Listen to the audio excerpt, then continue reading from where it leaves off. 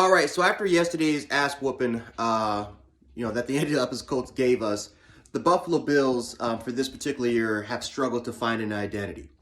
And it's becoming a big issue. And now that the Buffalo Bills are entering the toughest part of their schedule, this is the wrong time to try to struggle to find an identity, especially when you have the Patriots coming up twice, who are right now the AFC East division leaders, which who would have thought we would be saying that the New England Patriots are the AFC East division leaders right now.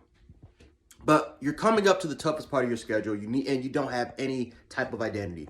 You struggle to find an offensive identity, which we thought that the passing attack is. And for what we've been seeing so far, right, this passing attack, Brian Daboll is trying his best to really establish it. But what we've seen so far is teams have adapted to Brian Daboll's playing style. Teams have adapted to the way the Buffalo Bills play football, and they're putting our offense in uncomfortable situations where Brian Daboll and this offense has to try to make adjustments, and we have failed to do that. We have failed to make any type of proper adjustments to make defenses feel uncomfortable. Now, we are 6-4, right? It's not like we have the Detroit Lions record of being 0-9 or 0-10, whatever the record is. So it's not like that at all. But the Buffalo Bills, with all that talent, with the coaching staff that we have, we should arguably, you can make an argument, we should be 8-2 right now, right? You look at that Steelers loss, that's a game that's going to bite Buffalo in the ass by the time this is all said and done. And then you look at, of course, the Jacksonville Jaguars, right? 2 games where the Buffalo Bills had no business losing.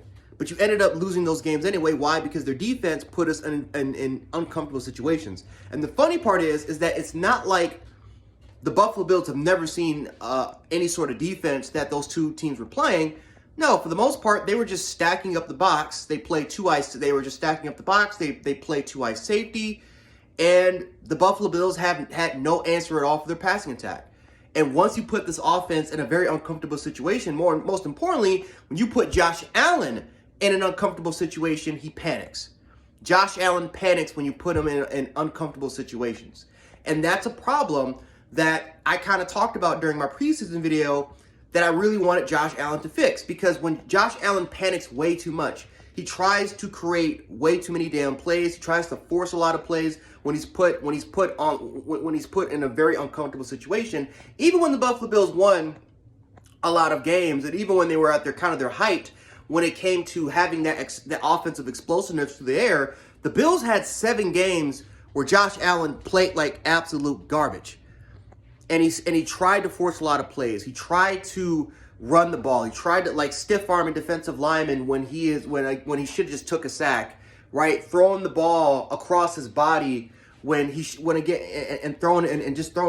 interceptions, just making careless plays, reverting back to old school 2018, 2019 Josh Allen, right? When the defense put us in uncomfortable situations, Josh Allen panicked. Now, the difference was that Buffalo won 4 of those games because the defense was able to step up and make adjustments. Brian Daboll was able to establish a running game. I remember the Patriots game, the first time we played the New England Patriots. Josh Allen, it was shitty weather. We couldn't throw the football. Josh Allen was trying to make way too many plays. What did Brian Daboll do? He said, you know what, the hell of it, we're going to rely on the run game. We ended up having over 200 yards rushing in that game, and we won. Of course, it was a Justin Zimmer fumble that ended up winning us the game. But a big part of why we won was because of the running game. And for this particular year, Brian Daboll has not done a good job to take the pressure off of this passing offense, right? Josh Allen has a shit ton on his plate. And it's a big reason why they paid him $258 million. Because they thought that Josh Allen could handle the pressure. So far, what we're finding out is that Josh Allen is failing to answer the call. He's failing to answer the $258 million call of being a Patrick Mahomes, of being a Lamar Jackson, which is to pretty much take a majority of the responsibility. The plays, the offensive plays run through him. And if he does, if he does not do well, or if he doesn't do as well as they expect him to be, he can be average, then the offense fails, right? Lamar Jackson with that RPO running system where he's not only is he their leading rusher, but he has to be the person that has to be that passer. And if he fails then the offensive system fails as a whole, right? Patrick Mahomes, the same exact thing at Kansas City. Josh Allen is also a guy that the offense is evolved around him. There is no running game that the Buffalo Bills have, or that Brian Dable kind of fails. He doesn't want a running game, right? The offense is revolve around Josh Allen. And Josh Allen, again, he's failed to kind of answer the call for this particular year. So if you're an offensive coordinator, right? If you're Brian Dable, do you have any sort of backup plan? Do you have any sort of backup plan to take that pressure off of Josh Allen? Well, yesterday kind of showed that we did have an answer for it, right? Is it consistent? No, right? We don't have a Colts running game. We don't have the Titans running game. But there are going to be situations, there are going to be games where your running attack is probably going to have to be the answer. And when I saw that Matt Breida had 4 carries for 39 yards on one particular drive, and he became an instant spark plug to your offense, what do? You go back to Josh Allen, you throw two passes that Josh Allen messes up, and then Sean McDermott has to settle for a field goal. And that pretty much was the game, because Indianapolis took that and they scored and it was over. So we have failed to really establish an identity on the offensive side of the ball. I haven't even talked about the defensive side of the ball yet, and I know this is like almost a 7-minute video. But defensively, we don't know who we are either, right? We thought that we were this great defense, right? This elite defense, but we needed to take things into context.